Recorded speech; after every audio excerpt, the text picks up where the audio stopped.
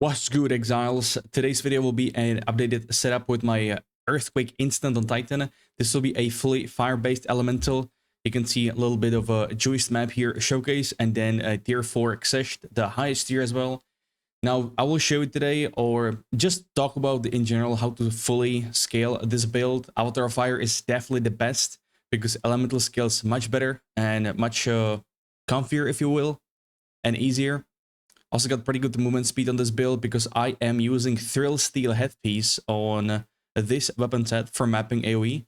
As you can see, we're covering the whole screen as well. There is still more room to get AoE, but that's like, I will need to do some more cooking and whatnot, but I wanted to get this build out there. You can see me using Headhunter. It is definitely not needed. You can see we're almost killing monsters, the mobs, with one hit, not even waiting for the eruption from Earthquake. And of course, Titan using that ancestrally boosted with that multiplicative damage and AoE. It's absolutely insane. This is hands down my favorite build in the game for sure.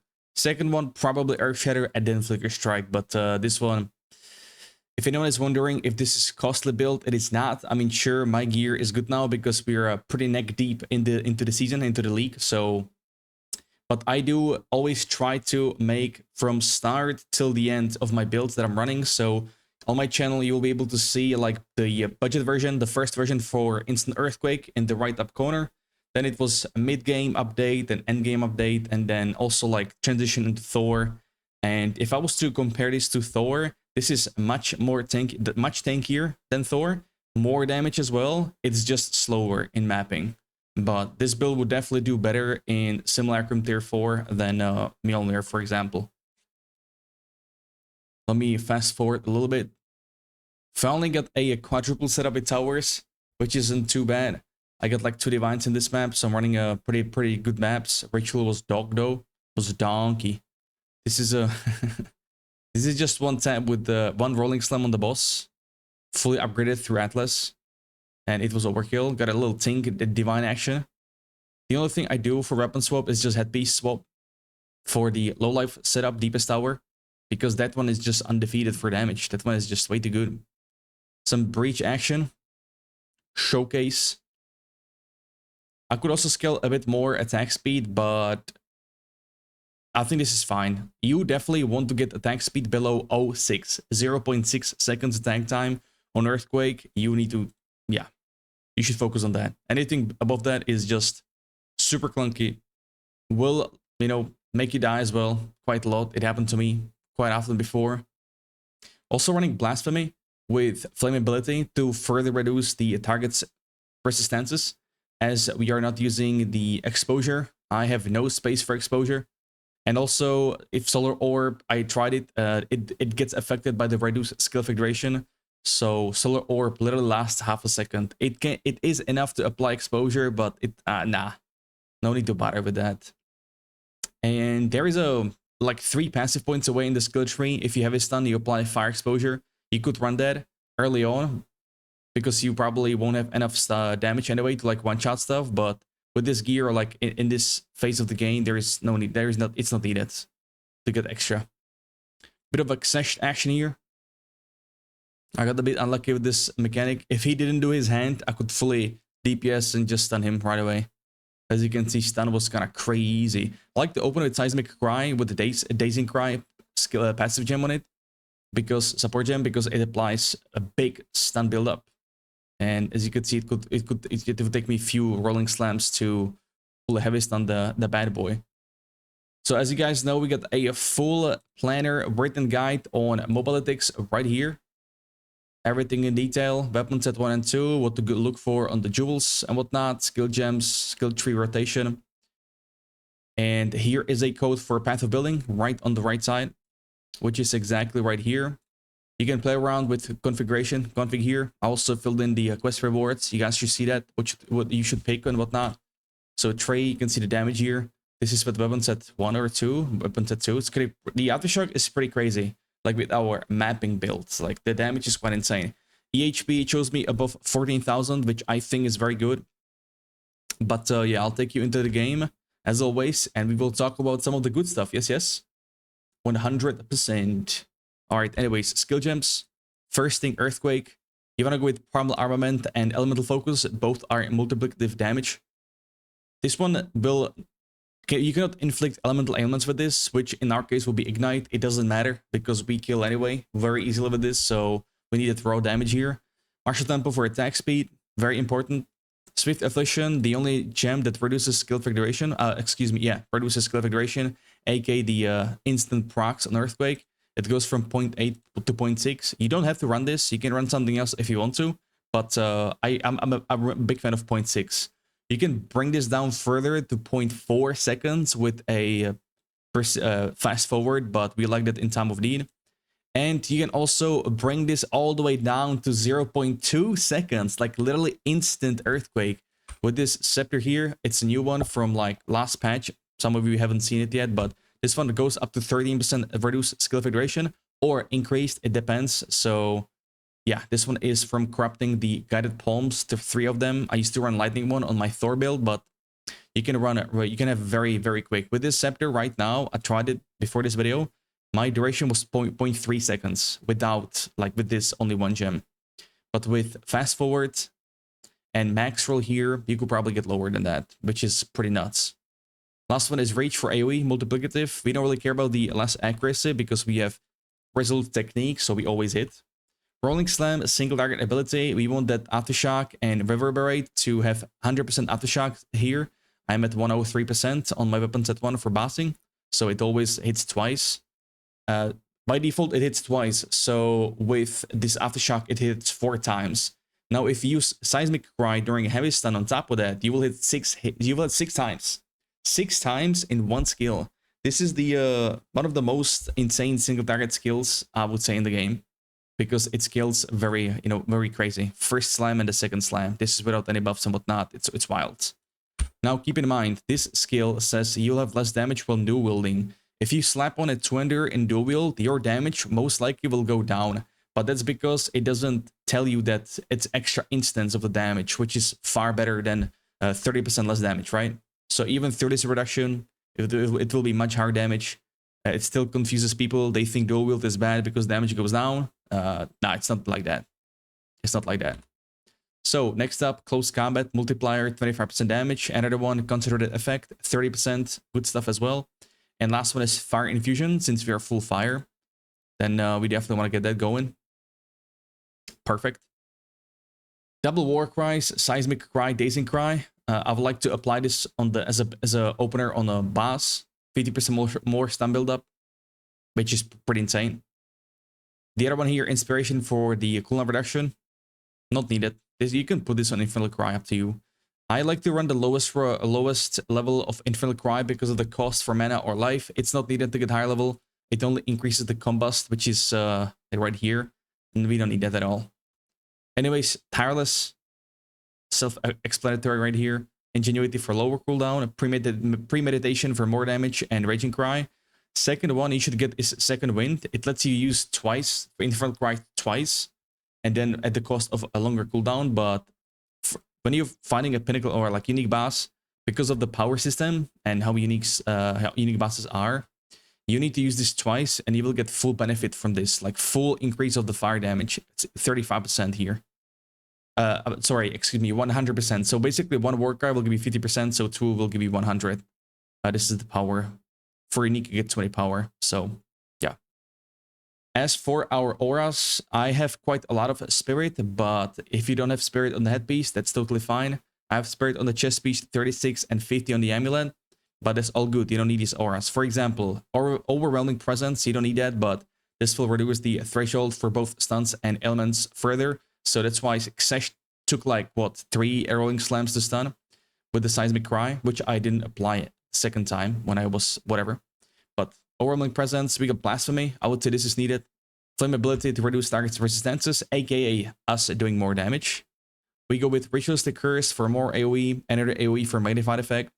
You can slap this on Herald of Ash if you want to, but I didn't really find the need. Curse ground, hidden curse, also important if you have extra spirit because it does cost more. Time of need, very needed. A must-have with fast forward. This one procs every second. You see me glow gold glow on my character. That means I'm getting healed every second. I believe it gets scaled down, or maybe not, I don't know, but over 700 life, heal, and removing curses and ailments every second. I would say this is the most broken thing on this build. Yeah. Berserk, this will buff our stacks from Rage, which we get through a jewel. Through Ruby's jewels. I have 3, I believe, or 2. So that's more than enough. Per Earthquake, you get double the amount of Rage. So if you have 2 Rage on hit, you'll get 4 per 1 Earthquake. You'll get capped in no time. You also get some Rage from Infernal Cry if you use it right here in packs. Last one, Herald of Ash, very good as well, with Cannibalism for the sustain and Fire Mastery. What you could do with Herald of Ash, you can probably Anoint or get a Megalomaniac Jewel with Coming Calamity. This is 50% fire damage increase, and this would buff our damage a lot, like a lot. Onto the skill tree. We got Ascendancy, Ancestral Empowerment, absolutely insane, 30% multiplicative damage and 20% AoE. On the way, we got Aftershocks, so I don't even need to run passives for Aftershocks here. I'm already capped at 100% on both weapon sets. AoE here, perfect thing. Hulking Form, obviously, that's the main king here, because this passive buffs these small nodes. And up top as well. Very needed. An extra back, honestly, I cannot live without it now. If you struggle with sustain, you can probably drop these 2 points and put them in life, 15% if you want to. Now, if they nerf Hulking Form next league, it's totally fine. We will just drop this and go full damage with Crushing Blows and 50% multi. Like, it's ridiculous. Combine this bad boy with the Heavy Crusher, Skill Crusher here, which is the same, and it's GG. It's over. And then these next stun build up. But for the skill tree, at the beginning, Burn Away, good for penetration. Penetration is good for bosses. So try to get some of that good stuff. We want the near at hand, obviously, for instant earthquakes. We get some sustain for armor. Now, when it comes to Chernobog, I do have corrupted block chance, but if you don't have that, fear not. You will just drop some passives and go right here. Glancing blows to double your block chance. That's why you see me taking all these green lines for weapon set 2 for blocking here as well. Next up, against the darkness, you want to stack the passes around here. That's why I have Megalomaniac with Unbending, so it counts for this bad boy. This one reduces attack speed, not needed, but I like the 50% damage here. You could probably drop these points and put them like here, for example. Excuse me, right here. With this similar damage increase, but no attack speed cost. I might actually do that, but I still like it. Because these points don't apply here. After fire, obviously scaling full elemental damage, full fire. So even if you get full flat lightning damage, cold damage on your rings, it still counts for that. So don't worry. Down here we get some smoke inhalation because it was pretty close. As we go Giant's Blood, extra jewel here. It's pretty close for some extra damage and penetration. Up top, Blood Magic, no use of mana at all, just life, which is no problem. Some black stuff for weapon set 2 here, some AoE green lines. Again, green lines is weapon set 2 with shields for mapping. Weapon set 1 is red lines, that's for a single target. So here for some ignites from Rolling Slam. Low life stuff here, low life stuff here. Absolute bonkers with the damage you can do with this setup, with this headpiece. This is getting nerfed next league for sure. For sure. I had this one point to cap out block at 75%. But then up top, skill effect duration reduction here. Now for the jewels, rubies, I like to get block chance, some type of damage, and then rage on hit. These 3, you're golden. So that's what you see here. That's what you see here and here. So I have 3 rubies. The other ones I have is Against the Darkness for strength increase and extra fire damage. Very good. That's perfect, actually. Unbending and Acceleration for skill speed, movement speed, and this is life and stun threshold.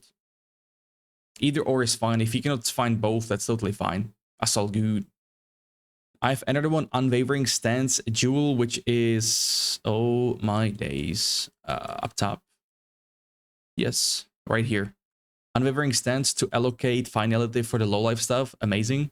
I should get 1 more point for Escalation. Amazing passive as well. 20% damage free. For boss, it's 40 because we have 2 Warcries. Sick.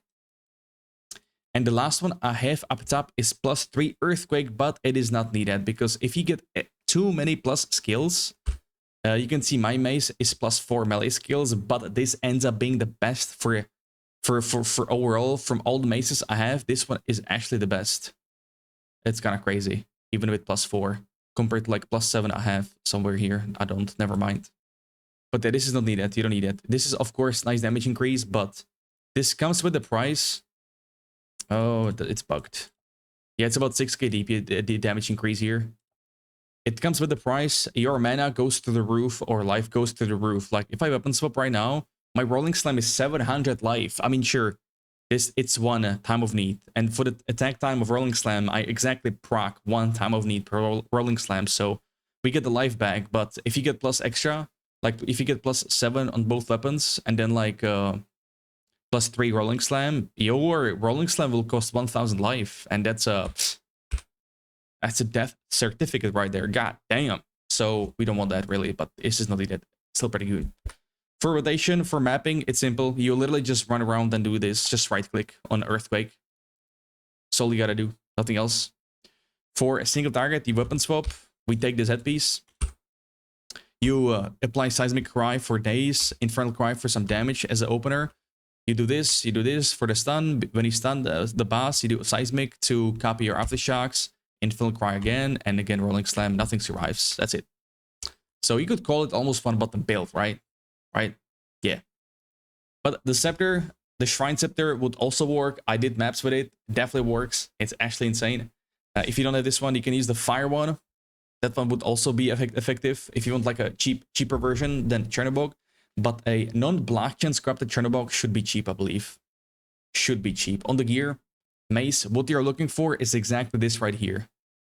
This is a, no, this one is better. So percentage physical, flat physical, and elemental. The reason for this is this elemental applies to all your damage from all your gear, all, you know, sources. But pay attention now. If you get flat fire damage, for example, or lightning or cold, instead of the physical, this elemental will only apply to this one row, one affix of the flat damage, which is the worst. It will be basically no damage increase, so really be careful about that. And you can see my mace is super dog. It's tier 7 physical. This is like horrible. I couldn't get good maces, man. I mean, these are pretty good affixes, but just low tiers. So not the best, but yeah. Rings now, flat fire, percentage fire, and then resistances, or even with life. Those are the most important things. I have this one here as well. Evasion is unlucky. I whittled this ring and it went with evasion. It is what it is.